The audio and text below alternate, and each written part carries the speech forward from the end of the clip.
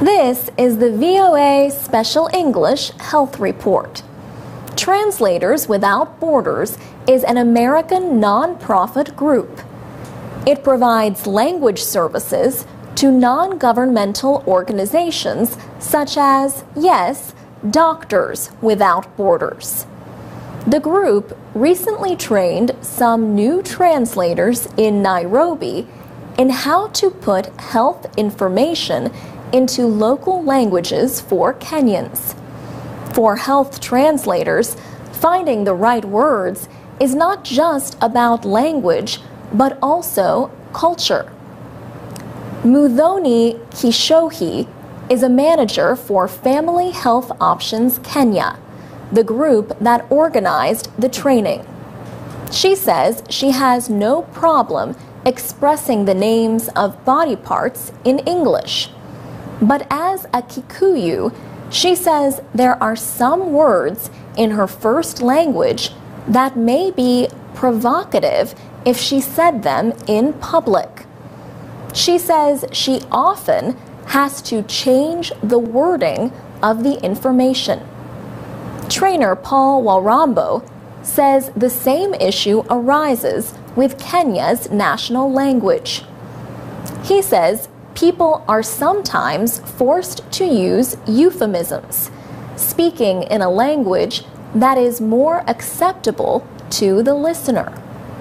The culture of a community will largely decide how words and expressions are translated into socially acceptable language. In some cases, the way people in a culture think about an activity or object becomes the translated name for that activity or object. For example, Paul Warambo says that in Kiswahili, the common translation for the term sexual intercourse is to do something bad. Whether or not a community will accept or even listen to a message is especially important in healthcare. Lori Thicke co-founded Translators Without Borders in 1993. She says, in general, a lot of development organizations have often overlooked the importance of language in changing health behavior. Lori Thicke says people generally do not think of translation. But she says it is important when sharing information, whether it is how to take medicine or where to find supplies in a crisis situation. Muthoni Kishohi and her team recently opened a health information center in a Maasai community. She learned that young Maasai cannot say some things in the presence of their leaders. Also, men are usually the ones who speak at public gatherings, so people might not accept a message given by a woman. For VOA Special English, I'm Alex Villarreal. You can find more stories about health at voaspecialenglish.com. This is the VOA Special English Health Report. Even a small reduction in salt in the diet can be a big help to the heart. A new study used a computer model to predict how just 3 grams less a day would affect heart disease in the United States. The result? 13% fewer heart attacks, 8% fewer strokes, 4% fewer deaths, 11% fewer new cases of heart disease, and $240 billion in healthcare savings. Researchers found it could prevent 100,000 heart attacks and 92,000 deaths every year. The study is in the New England Journal of Medicine. Kirsten Bibbins Domingo at the University of California, San Francisco, was the lead author. She says people would not even notice a difference in taste with 3 grams or 1/2 teaspoon less salt per day. The team also included researchers at Stanford and Columbia University. Each gram of salt contains 400 milligrams of sodium, which is how foods may list their salt content. The government says the average American man eats 10 grams of salt a day. The American Heart Association advises no more than 3 grams for healthy people. It says salt in the American diet has increased 50% since the 1970s, while blood pressures have also risen. Less salt can mean a lower blood pressure. New York City Mayor Michael Bloomberg is leading an effort called the National Salt Reduction Initiative. The idea is to put pressure on food companies and restaurants. Critics call it government interference. Mayor Bloomberg has already succeeded in other areas, like requiring fast food places in the city to list calorie information.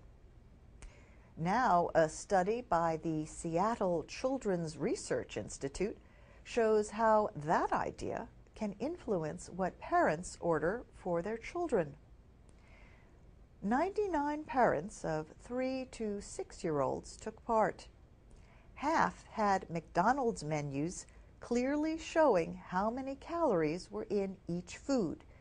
The other half got menus without the calorie information.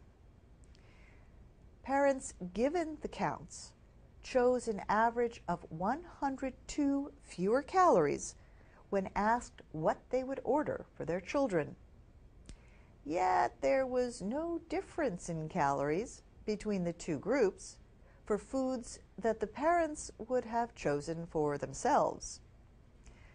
Study leader Pooja Tandon says even small calorie reductions on a regular basis can prevent weight gain over time. The study was published in the journal Pediatrics. And that's the VOA Special English Health Report. What do you think is a government's duty on issues like salt or fats? Let us know at voaspecialenglish.com. This is the VOA Special English Health Report. Not all cheaters are creative, but apparently enough creative people cheat to interest researchers like Francesca Gino. Professor Gino is a behavioral economist at the Harvard Business School in Massachusetts.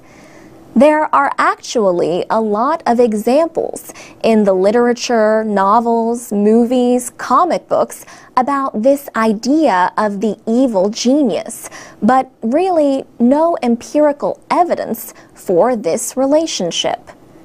Behavioral economists use ideas from psychology to study how people make economic choices. Professor Gino tested volunteers to see how creative they were. Then she tested them in situations involving small amounts of money, where they could earn extra by cheating. For example, they took a test and had to copy their answers onto another paper. But on that other paper, the correct answers were already lightly marked, supposedly by mistake. The test takers knew they would earn more for correct answers. They were led to believe they could cheat without getting caught. The results showed that the more creative people were more likely to cheat.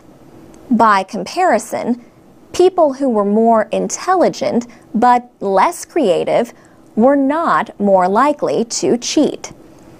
Professor Gino says creative people are better at creating excuses to justify their actions to themselves. What we find is that creativity leads people to be more morally flexible. So they are much more able to come up with justification for the behavior that they're about to engage in. And as a result, they are more likely to cheat. She says workplaces that value creativity also create openings for that moral flexibility. Original thinkers may be less likely to follow all the rules.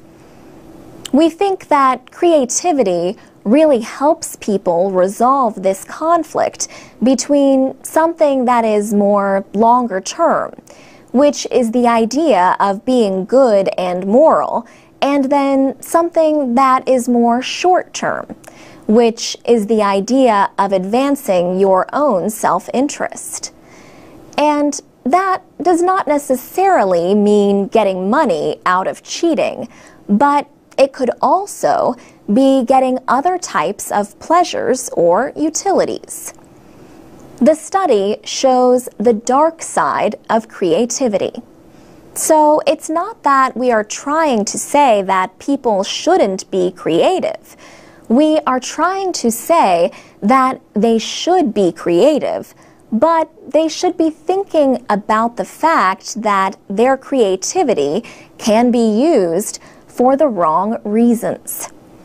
Her research with Dan Ariely at Duke University appears in the Journal of Personality and Social Psychology. For VOA Special English, I'm Alex Villarreal. This is the VOA Special English Health Report. 20 years ago, President George H.W. Bush signed a civil rights law called the Americans with Disabilities Act, or ADA. Congress passed the law to bar discrimination against people with physical or mental disabilities. The ADA governs employers, transportation systems, and public places, including hotels and other businesses. In New York City, the Mayor's Office for People with Disabilities co-hosted a celebration on June 26th to mark the anniversary. Hip-hop artist Rick Fire says conditions are far better than they were 20 years ago. But he says being in a wheelchair is still often a problem in his neighborhood in the Bronx area of the city. Matthew Sapolin is commissioner of the Mayor's Office for People with Disabilities, and he is blind. His job is to try to improve life for disabled New Yorkers. This includes things like adding ramps and handrails in buildings, and signs written in Braille in elevators. Bobby Wales developed polio before a vaccine became available in the 1950s. She was 12 years old. Schools then were not designed for wheelchairs. She had to be tutored at home 3 days a week. After high school, she got a job in one of the few workplaces with wheelchair-accessible bathrooms. She worked at a hospital for 30 years, mostly as an administrator. Bobby Wales also fought for passage of the Americans with Disabilities Act. She said, "Disability doesn't care if you're young, old, rich, poor, black, white, green, or purple. Disability will always be here, unfortunately. So it behooves all of us to make it a world that everybody can live in." Even with the ADA, a lot of work remains to reach the goal of equality for the disabled, and not just in America. Marka Bristow heads a group called the United States International Council on Disabilities. She was paralyzed at the age of 23. She broke her neck diving into a lake. She said people with disabilities are living in the streets in some countries.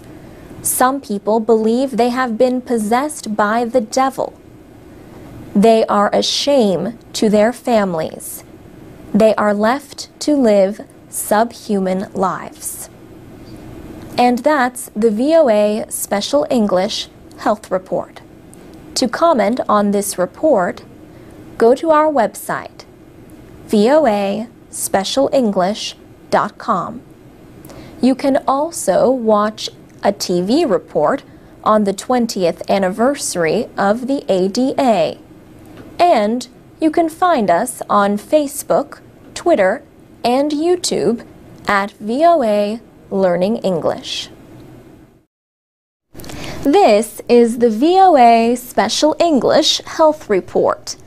Not all spies target military, political, or economic intelligence. Some spies gather medical intelligence. Presidents, prime ministers, and other leaders do not always like to talk about their health. Some disappear from public life for a while and then reappear with or without an explanation. Spy agencies search for information about physical and mental health. The idea that a leader might even lose his mind and launch a war or a nuclear attack is not an imaginary threat. The Central Intelligence Agency has a medical and psychological assessment cell. It employs or consults with doctors, sociologists, political scientists, and cultural anthropologists to examine the conditions of top officials.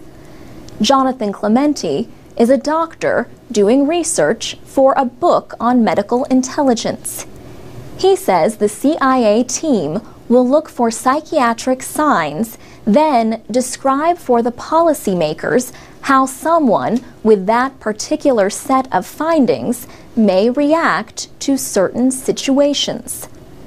Such efforts go back to the Office of Strategic Services, which came before the CIA. The OSS did a psychological profile of Nazi leader Adolf Hitler in Germany. The CIA was established in 1947. Dr. Clementi says the agency formed a small office called Leadership at a Distance. In the late 50s and early 1960s, the CIA decided that they had expertise to look more carefully and in a more rigorous analytical way at the health of foreign leaders. The idea is to help give policymakers some forewarning of a transition in a government, and also to look for potential points of diplomatic leverage. Experts say dying leaders can feel they have to act quickly to make sure their decisions live longer than they do. Physical and mental health are closely linked, experts say. But identifying a mental condition without direct examination of a person can be much more difficult than a physical disorder. Rose McDermott is a political psychologist at Brown University in Providence, Rhode Island. She says an illness like bipolar disorder can be well controlled on medication, but a leader's behavior can also be affected by treatment for a physical condition. The concern is not just the illness, it's also the medication that people take while they are ill, and how that can compromise their decision-making ability cognitively and intellectually. So they don't make the same kind of decisions. Their decisions may not be as predictable. They certainly may not be as quote-unquote rational. For VOA Special English, I'm Alex Villarreal.